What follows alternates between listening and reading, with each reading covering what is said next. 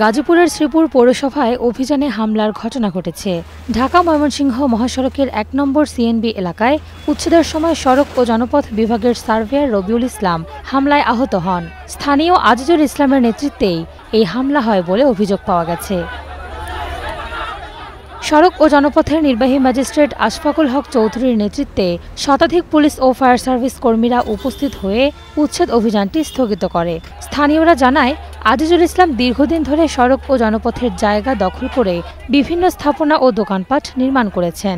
নিয়মিত ব্যবসায়ীদের কাছে ভাড়াও আদায় করেন তিনি। জেলা সড়ক ও জনপথ বিভাগের নির্বাহী প্রকৌশলী শরীফুল ইসলাম বলেন, এ বিষয়ে পরবর্তী পদক্ষেপ নেওয়া হবে।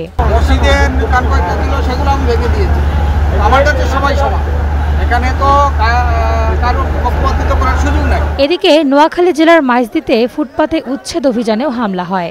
জেলা প্রশাসকের নির্বাহী ম্যাজিস্ট্রেট ফাহিম হাসান খানের নেতৃত্বে একটি দল অভিযানে শুরু করলে নির্বাহী ম্যাজিস্ট্রেটের গাড়িতে হামলা চালায় হকার ও শ্রমিকরা। পরে পুলিশ ও সেনাবাহিনী পরিস্থিতি নিয়ন্ত্রণে আনেন।